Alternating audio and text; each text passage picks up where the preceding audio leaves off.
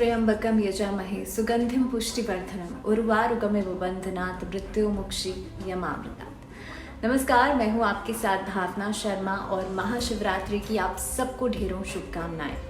महाशिवरात्रि का पर्व इस बार पड़ रहा है 1 मार्च को। 1 मार्च को महाशिवरात्रि का पर्व बहुत धूमधाम से हर जगह मनाया जाएगा। क्या संयोग है इस बार, क्या खास योग पड़ रहा है, किस तरह से कौन कौन से पहर में पूजा करनी है, कौन से मंत्रों से पूजा करनी है, भगवान शिव और माँ पार्वती के मिलन का ये दिन क्यों इतना खास होता है, साधना कैसे करेंगे, पूरी रात जागरण कैसे करेंगे, इन तमाम सवालों के जवाब आज मैं आपको दूंगी। और हम समय की बात कर लेते हैं, टाइमिंग की बात कर लेते हैं सबसे पहले, क्योंकि महाशिवरात्रि का दिन एक ऐसा दिन होता है जिस दिन भगवान शिव की पूजा, माँ पार्वती की पूजा सिर्फ एक बार नहीं करी जाती, कितनी बार करी जाती है इसके बारे में हम बात करेंगे। और साथ ही में पहर के हिसाब से हम किस तरह से पूजा विधि रहेगी उसके बारे में हम चर्चा करेंगे। लेकिन सबसे पहले कि महाशिवरात्रि का ये दिन इस बार इतना खास क्यों है। मेरी पहली वीडियोस में भी अगर आपने देखा होगा तो मैंने पंचग्रही योग के बारे में बात करी थी। इस बार बृहस्पति और सूर्य जो हैं वो दोनों रहेंगे कुंभ राशि में। मकर राशि में 5 ग्रह स्थित रहेंगे, शनि, मंगल, बुध, शुक्र और साथ ही में चंद्रमा। चंद्रमा हालांकि बहुत ज़्यादा समय के लिए एक राशि में नहीं रहता, तो जब चंद्रमा निकल जाएगा तो ये पंचग्रही योग भी खत्म हो जाएगा, तो इसलिए चंद्रमा एक राशि में 2.5 दिन तक के लिए रहता है। लेकिन फिलहाल 1 मार्च को ये पंचग्रही योग बनेगा मकर राशि में। कुंभ राशि में सूर्य और बृहस्पति रहेंगे, तो सूर्य और बृहस्पति का ये मिलन अपने आप में बहुत शुभ है। इसी के साथ हम बात करेंगे आज के भगवान शिव और माँ पार्वती की पूजा किस तरह से की जाए ताकि आपके जीवन में कलह कलेश खत्म हो जाए, आपसी दिक्कतें खत्म हो जाएं, फाइनेंशियल इश्यूज खत्म हो जाएं। क्योंकि आप जानते हैं कि भगवान शिव जो है उन्हें भोलेनाथ कहा जाता है और भोलेनाथ बहुत सरल पूजा की विधि से भी प्रसन्न हो जाते हैं। बल्कि आप अगर श्रद्धा भाव से अपने मन से कुछ भी भगवान शिव को चढ़ाएंगे तो वो उसको एक्सेप्ट कर लेते हैं, उसको स्वीकृत कर लेते हैं। तो इसीलिए सबसे पहले हम बात करेंगे कि महाशिवरात्रि पर 4 पहर में पूजा की जाती है। आप सिर्फ एक बार पूजा नहीं करेंगे, आप 4 पहर की पूजा खास होती है। इस दिन प्रदोष काल में पूजा रहे तो बहुत अच्छा होगा। प्रदोष काल होता है संध्या काल से 1.5 घंटे पहले और 1.5 घंटे बाद के समय को प्रदोष काल कहा जाता है। वैसे पूजा की विधि जो है उसका पहला पहर जो रहेगा वो रहेगा, पहला पहर में पूजा होगी शाम को 6:21 से लेकर के 9:27 तक, ये पहले पहर की पूजा होगी। दूसरा पहर शुरू हो जाएगा 9:27 से लेकर के 12:33 का, ये दूसरा पहर रहेगा। तीसरे पहर की पूजा जो रहेगी वो रहेगी 12:33 से 3:33 तक, so there will be 3 and 3। चौथे पहर की पूजा जो होगी वो रहेगी 3:33 से लेकर के 6:27 तक, और 6:45 के बाद पारण का समय रहेगा। तो जो लोग फास्टिंग करेंगे, जो लोग व्रत करेंगे, उनके लिए पारण का समय रहेगा 6:45 के बाद का नेक्स्ट डे, यानी कि 2 मार्च को। अब हर पहर में जो पूजा की जाती है वो अलग तरीके से होती है। मान लीजिए पहले पहर में आप पूजा कर रहे हैं, उस समय पर आप दूध के साथ भगवान शिव का अभिषेक करेंगे ना। अब क्या प्रॉब्लम आती है कि कई लोग इस चीज़ को मिसकंसेप्शन की तरह लेते हैं, कई लोग इस चीज़ को मिसअंडरस्टैंड करते हैं। अब दूध कहा है तो पूरी दूध की थैली नहीं चढ़ा देनी है, दूध का थोड़ा सा पार्ट लेकर के, छोटा सा अंश लेकर के, यानी कि 1 बूंद आप उसमें मिल्क ऐड कीजिए, बाकी आप पानी मिलाइए, उसमें गंगा जल मिलाइए और उसके बाद आप शिवलिंग पर चढ़ाइए। मैं इसमें ये भी बात करूंगी कि शिवलिंग पर इस दिन महाशिवरात्रि पर शिवलिंग पर जब आप जल चढ़ाते हैं तो उसका क्या महत्व होता है, हेल्थ बेनिफिट्स क्या होते हैं, बेलपत्र चढ़ाने का महत्व क्या होता है। तो अगर आप जानना चाहते हैं तो स्टिक टू द वीडियो। सो बहरहाल पहले पहर में जब आप पूजा करेंगे तो वो दूध के साथ आप अभिषेक करेंगे, और मंत्र क्या होना चाहिए, ओम ईशानाय नमः। मंत्र फिर से सुन लीजिए, ओम ईशानाय नमः। इस मंत्र के साथ आप भगवान शिव का अभिषेक करेंगे, माँ पार्वती का अभिषेक करेंगे, गठबंधन करेंगे माँ पार्वती और भगवान शिव का गेंदे के फूलों की माला के साथ। देखिए एक चीज़ है, एक उपाय मैं आपको यहाँ पर बता देती हूँ। जिनकी शादीशुदा जिंदगी में कलह कलेश बहुत ज़्यादा है, मान लीजिए अभी शादी हुई है, अंडरस्टैंडिंग इश्यूज हैं, बहुत सारी प्रॉब्लम्स हैं, तो आपको करना ये है पीला रंग यानी कि बृहस्पति का रंग। और जब आप भगवान शिव और माँ पार्वती का गठबंधन करते हैं गेंदे के फूलों की माला के साथ, या जो भी आपको पीले रंग के फूल मिले उनके साथ, तो तो आपका बृहस्पति मजबूत होता है। दूसरी चीज़, आपका शादी का रिश्ता और ज़्यादा मजबूत हो जाता है, उसमें अंडरस्टैंडिंग आती है, उसमें रिस्पेक्ट आती है। और हमेशा जब भी आप पूजा करें तो उसमें भाव सबसे ज़्यादा ज़रूरी होता है, तो भाव के साथ पूजा कीजिए। चाहे आप छोटी सी चीज़ ही भगवान को चढ़ाएं, लेकिन जब तक श्रद्धा और भाव नहीं होगा तब तक आपकी पूजा का कोई मतलब नहीं है। तो षोडोपचार से पूजा इस समय पर भी की जाती है। धूप, दीप, नैवेद्य, ये सब चीज़ें भगवान शिव, माँ पार्वती को चढ़ाई जाती हैं। रोली, सिंदूर, ये सभी चीज़ें चढ़ाई जाती हैं। एक छोटी सी चीज़ बता देती हूँ, केतकी का फूल भगवान शिव की पूजा में इस्तेमाल नहीं किया जाता है। कथा आप जानते होंगे, अगर नहीं जानते तो फिर कभी और मैं बताऊंगी। केतकी के फूल को श्राप मिला था क्योंकि उसने झूठ बोला था, तो इसी वजह से केतकी के फूल को श्राप मिलने के कारण केतकी का फूल भगवान शिव की पूजा में इस्तेमाल नहीं किया जाता है। दूसरी चीज़, शंख का इस्तेमाल भगवान शिव की पूजा में नहीं किया जाता क्योंकि भगवान शिव ने खुद राक्षस का वध किया था, शंखचूड़ राक्षस का वध किया था, इसलिए शंख का इस्तेमाल भी आप नहीं करेंगे। तो ये इन सभी चीज़ों के साथ भगवान शिव का अभिषेक जो है वो दूध के साथ किया जाएगा। दूसरे पहर की जो पूजा होगी उसमें दही का इस्तेमाल किया जाएगा। वैसे तो कुछ लोग होते हैं जो पंचामृत से अभिषेक करते हैं, लेकिन वो अगर आप पंचामृत से कर रहे हैं तो आप पंचामृत से कर सकते हैं क्योंकि उसमें सारी चीज़ें आ जाती हैं। लेकिन आप पहर के साथ अगर पूजा कर रहे हैं, आप मान लीजिए हर पहर की पूजा कर रहे हैं, तो आप पहले में दूध, दूसरे में दही चढ़ाएंगे। दही जब आप चढ़ाएंगे तो मंत्र क्या होगा? मंत्र होगा ओम अघोराय नमः। भगवान शिव अघोरी भी थे, आदि योगी कहा जाता है ना, तो ओम अघोराय नमः इस मंत्र के साथ आपको 108 बार मंत्र बोलना है और मंत्र के साथ आप अभिषेक करेंगे। दूसरा काम आपको क्या करना है, कमलगट्टे की माला से पूजा भी करनी है और वही सारी विधि रहेगी। आपको माँ पार्वती भगवान शिव का गठबंधन करना है और कोशिश ये कीजिएगा जब आप पूजा करेंगे उस समय पर आपका जो, अगर आप अपनी वाइफ के साथ पूजा कर रहे हैं तो साथ में बैठ करके पूजा कीजिएगा। अगर आपके बिजनेस में बहुत ज़्यादा दिक्कतें आ रही हैं, अगर बिजनेस इश्यूज बहुत ज़्यादा हैं, अगर काम नहीं चल पा रहा है, आपको आउटपुट नहीं मिल पा रहा है, आप मेहनत करते हैं आउटपुट नहीं मिल पाता, फाइनेंसेस बहुत ज़्यादा खराब हैं, तो गन्ने के रस से अभिषेक आप दूसरे पहर में कर सकते हैं। ये उपाय आपके लिए रहेगा अगर आपका बिजनेस सेक्टर, अगर आपकी जॉब, अगर आपका फाइनेंसेस बहुत ज़्यादा खराब है तो आप गन्ने के रस से इस दिन अभिषेक ज़रूर करें। इसके बाद आ जाती है तीसरे पहर की पूजा। तीसरे पहर की पूजा में घृत का इस्तेमाल किया जाता है और घी का इस्तेमाल आप कर सकते हैं। और इस समय के अंदर आप मंत्र क्या बोलेंगे? आप मंत्र बोलेंगे ओम रुद्राय नमः, ओम रुद्राय नमः। इस मंत्र के साथ आप भगवान शिव का अभिषेक करेंगे घृत के साथ और साथ ही में वही षोडोपचार के साथ पूजन किया जाएगा। कमलगट्टे की माला से आप फिर से मंत्रों का जाप कर सके तो बहुत अच्छा रहेगा। अगर हेल्थ इश्यूज बहुत ज़्यादा हैं घर में, स्वास्थ्य समस्याएं बहुत ज़्यादा हैं, तो महामृत्युंजय मंत्र का जाप सबसे बेहतर माना जाता है भगवान शिव की पूजा में हेल्थ बेनिफिट्स के लिए। तो इस दिन आप महामृत्युंजय मंत्र का जाप जो है उस समय पर बैठ करके, तीसरे पहर में बैठ करके अपने घर में कर सकते हैं, घर के नॉर्थ ईस्ट डायरेक्शन में। अब बात करते हैं चौथे पहर की पूजा में। चौथे पहर की पूजा में आप करेंगे शहद का इस्तेमाल। समय आप जानते हैं, रात को 3:33 से लेकर के 6:27 तक का चौथे पहर की पूजा का समय है। शहद का इस्तेमाल यानी कि मधु का इस्तेमाल आप करेंगे और इस समय पर आप मंत्र क्या बोलेंगे?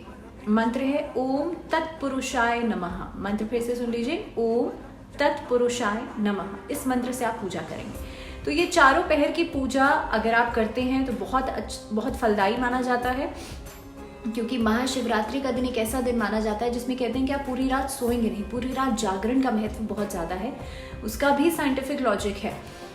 उसका रीज़न ये है कि महाशिवरात्रि का दिन एक ऐसा दिन होता है जिस दिन ग्रह नक्षत्रों की चाल ऐसी होती है, ग्रह गोचर की स्थिति ऐसी होती है कि आपको रात्रि में जब आप जागरण करते हैं, दैट मीन्स आप अपने 7 चक्रों को अगर सीधा रखते हैं तो आप साधना कर सकते हैं। इस दिन किसी भी मंत्र की सिद्धि आप कर सकते हैं। तो ये अगर आप चाहते हैं, अगर आप साधना करना चाहते हैं तो पूरी रात जागरण ज़रूर करें।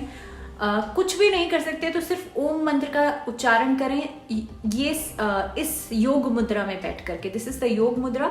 आप अपनी पहली उंगली और ये वाला थंब जो है उसको इस तरीके से मिला करके ये योग मुद्रा बनती है। सुख आसन में बैठ करके योग मुद्रा धारण करके आप ओम मंत्र का चैंटिंग लगातार कीजिए। उससे आपका लेफ्ट और राइट ब्रेन बैलेंस होता है जितनी भी एंग्जाइटी है, जितनी भी स्ट्रेस है वो खत्म होता है।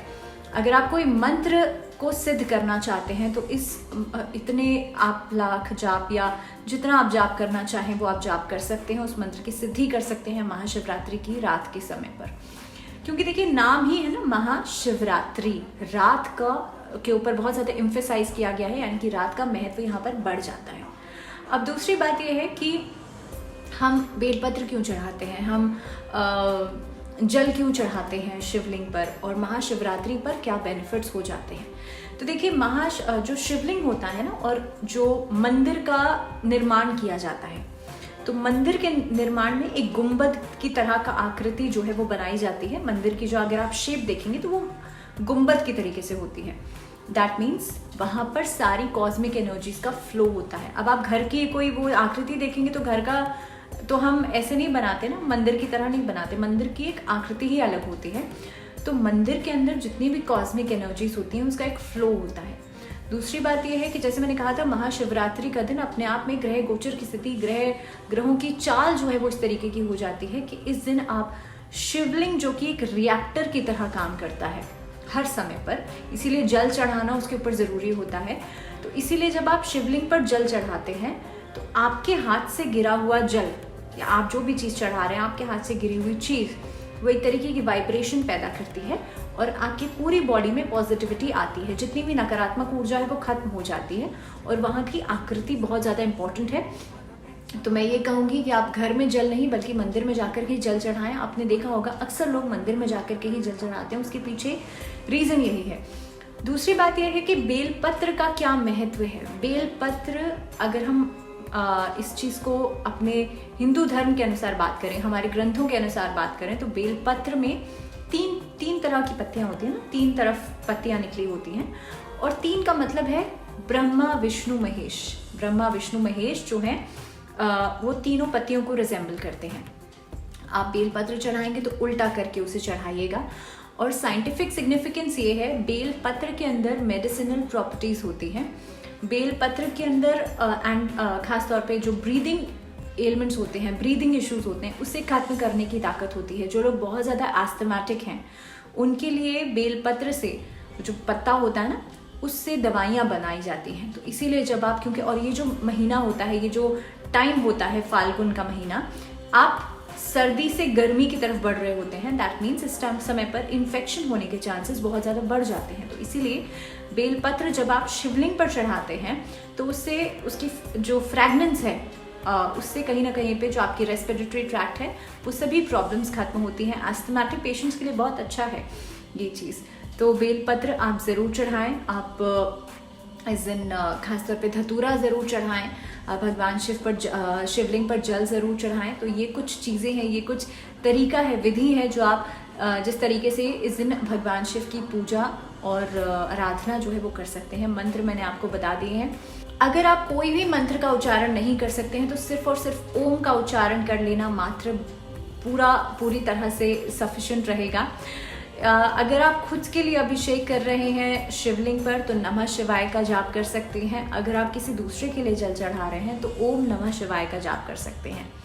दूसरी चीज़ ये है कि जिनके जीवन के अंदर पैसे को लेकर के अक्सर तंगी रहती है, पैसे को लेकर के अक्सर कुछ न कुछ परेशानी रहती है, आप लोग इस दिन क्या करेंगे कि भगवान शिव पर आप जल चढ़ाएंगे, भगवान शिव पर आप धतूरा, बेलपत्र, ये सारी चीज़ें चढ़ाएंगे और उसके बाद आप भगवान शिव और माँ पार्वती का गठबंधन करेंगे। शिव परिवार की पूजा आप ज़रूर करेंगे और साथ ही में थोड़ा सा जल वहाँ से ला करके एक प्रसाद के रूप में अपने घर के नॉर्थ ईस्ट डायरेक्शन में रख देंगे।